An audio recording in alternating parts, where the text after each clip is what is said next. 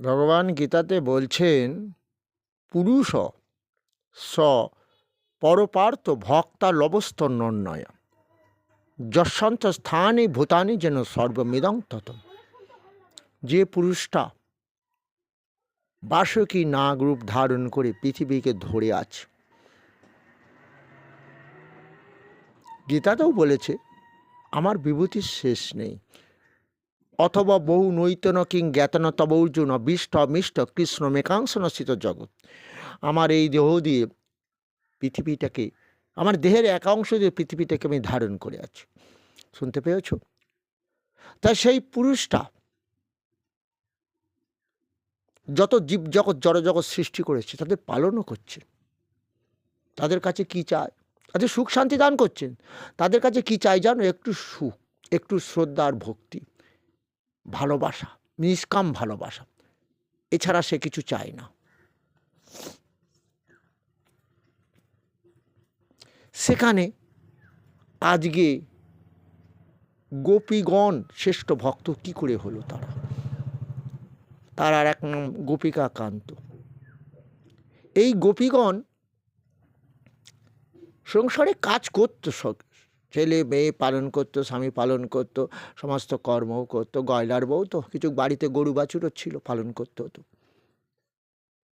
কারণ একটা জিনিস দেখা যায়, গোয়ালা যারা, তাদের বাড়ি গরু থাকবেই, তারা গরু পালন করবেই। তুমি দেখবে এটা একটা ট্র্যাডিশন। তা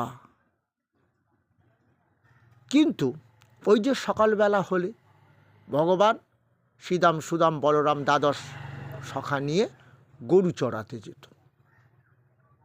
গোপীদেরও কষ্ট হতো।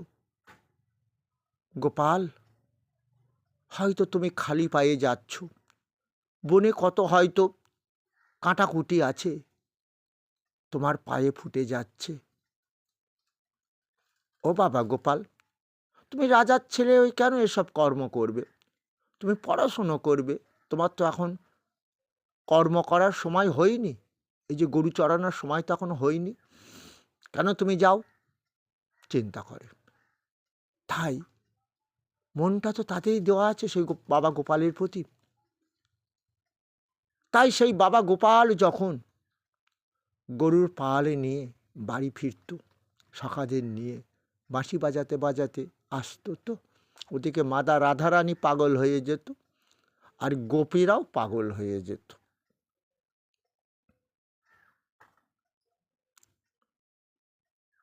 মাতা রাধারানী কি করবে?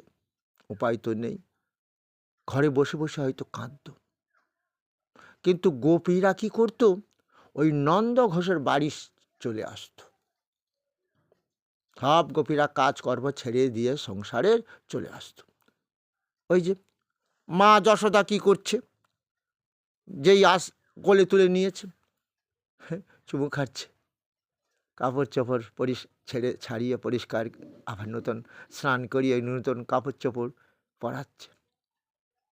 গোপীরা দেখতো আর কাঁদতো আর বলতো, হা গোপাল, কত তুমি শান্ত, আর আমাদের বাড়ি গেলে কি হও? তুমি অশান্ত।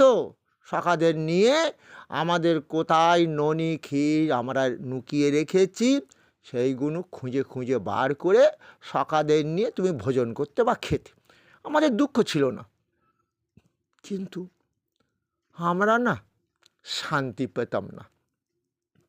ওই যে এবার মা যশোদা তোমাকে কোলে তুলে নিল, কোলে বসে কত শান্ত হয়ে ক্ষীর আর ননি খাচ্ছ। আহা ও গোপাল, আমরা কি পারবো না এইভাবে তুমি শান্ত হয়ে আমাদের কোলে বসে থাকবে? তোমার মার যশোদার মতো আমরাও তোমাকে ওইভাবে খাওয়াবো, কোলে তুলে ননি ক্ষীর। ভক্তাদিন ভগবান বলছেন, দেখো গোপীগণ, আমাকে তো সবাই চায় না, আমাকে চায় ওই যে বললাম অর্জুন, চতুর্বিধা ভজন্তে মাং জনা সুকৃত ন অর্জুন আর তো জিজ্ঞাসুর থার্তি জ্ঞানী চ ভরতস্বব। বাবা মার সঙ্গে হয়তো কথা নেই, ছেলের এমন রোগ হলো, ডাক্তারে দেখিয়ে দেখেও সারছে না। হ্যাঁ, তখন ডাকছে, বাবা বাবা কী হয়েছে বাবা? এত ডাক্তার দেখালো না, রোগটা ভালো হচ্ছে না, বাবা তো আর থাকতে পারবে কি? খোকা চল, আমি একটা আরও ভালো ডাক্তারের কাছে নিয়ে যাব। আমার ভগবান বলছে, দেখেছ, মানুষ দেখবে রোগের শোকে আমাকে ভজে, আর্তভক্ত। দেখেছ তো, আমিও সেই পরম পিতা। তো যখন দেখছে রোগ ভালো হলো না, ডাক্তার দেখি আমারে বললো, ঠাকুর কৃপা করো, দয়া করো, আমার এই রোগটা ভালো করে দাও। ঠাকুরকে মানত করে না মা? হ্যাঁ, কিছু বুঝতে পেরেছ? আগো আমার ভগবান বলছে, অর্জুনেরা রোগে শোকে ভক্ত, আসল ভক্ত নয়, আমাকে চেনে না, জানতেও পারে না, তো এদের অহংকার। আর একজন অর্থার্থী ভক্ত, শুধু অর্থ অর্থ অর্থ ছাড়া কিছু বোঝে না। ওই যে দেহি সৌভাগ্য আর একদম দেহি দেহি পরম সুখম। হ্যাঁ, সৌভাগ্য দিতে হবে, আবার রোগ হলে যেন তাড়াতাড়ি ভালো হয়ে যাবে, আশীর্বাদ করতে হবে। কি দেখেছ? কিন্তু দেহেতে রোগ তো হবেই, চিরদিন দেহ দিয়ে সুখ হবে, কিন্তু সেই দেহটা সুখ দান করে যে সেই কৃষ্ণ। মামুপের তো পুনর্জন্ম দুঃখালয় আমার শাশ্বতাম, এটা দুঃখের আলো, এখানে রোগ শোক সব অহরহ লেগে আছে, ভোগ করতেই হবে। তাও তারা আমাকে চিনতে পারে না, আমার জ্ঞানের কথাও মানে না। অর্জুন, তুমি বুঝতে পেরেছ? আর জ্ঞানী ভক্ত, আত্মজ্ঞানী ভক্ত, এই জ্ঞানী ভক্ত হচ্ছে গোপী। তাই দেখেছ, তারা সমস্ত কাজেরও মাঝে সেই আমাকেই চিন্তা করে। আমি যে তোমাকে বলছিলাম, মন মনা ভব মদ ভক্ত মদ যাজি মাং নমস্কুরুম মামে বৈশ্যসী সত্যংতে প্রতিজানে প্রিয়সীমে। অর্জুন, আমাতে মন দাও, আমার ভক্ত হও, আমার পূজা করো, ইহলোকে দেহ দিয়ে সুখ পাবে, মৃত্যুর পর পরম মোক্ষ লাভ করবে। হ্যাঁ, আর গোপীরা কীভাবে মনে দিয়েছে দেখেছ? হ্যাঁ, তাই আজ ভগবান গোপীদের মনোবাঞ্ছা পূরণ করবে। কি করে করবে? ভক্তাধীন ভগবান এক লীলা করলেন।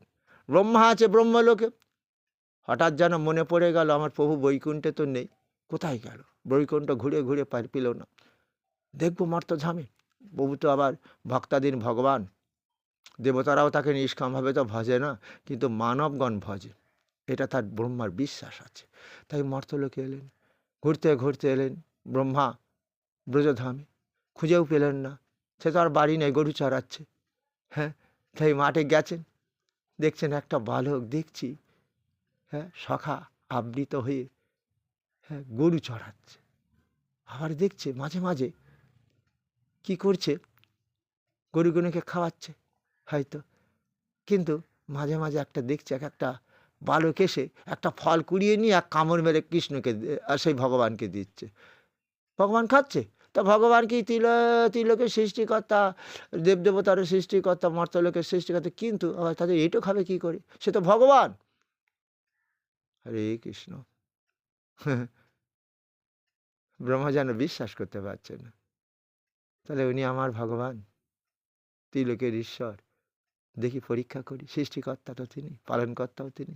সৃষ্টি যদি কর্তা হন, তাহলে ওই দ্বাদশ রাখালার অবলক্ষ ধনু আমি চুরি করব, মায়াজাল বিস্তার করে ব্রহ্মলোকে নিয়ে চলে যাব।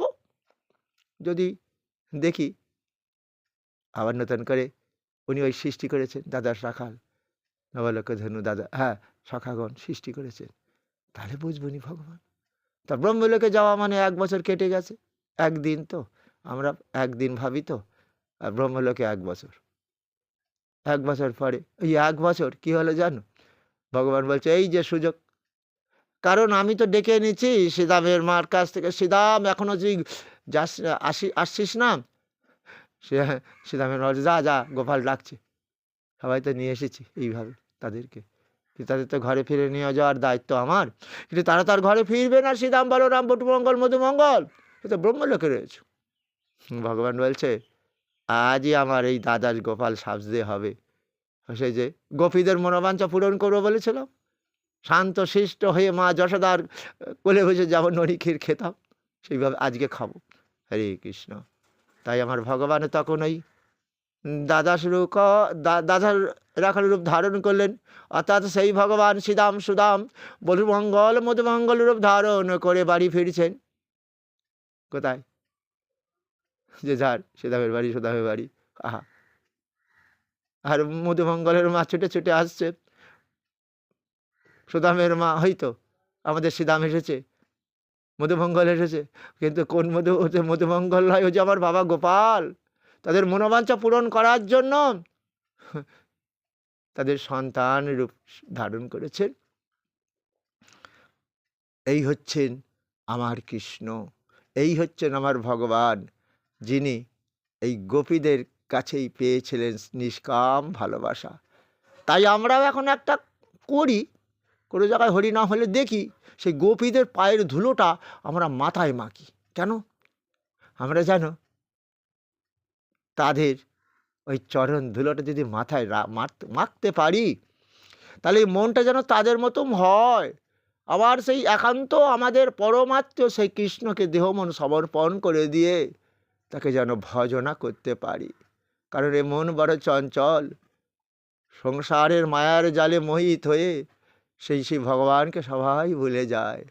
কিন্তু যদি গোপীদের এই চরণের ধুলো যদি মাথায় থাকে, কারণ আমাদের ব্রেন এই তো সার্ভ করে সমস্ত কিছু, নাকি স্মৃতি শক্তি জ্ঞান দান করে তো মাথা তো। হরে কৃষ্ণ।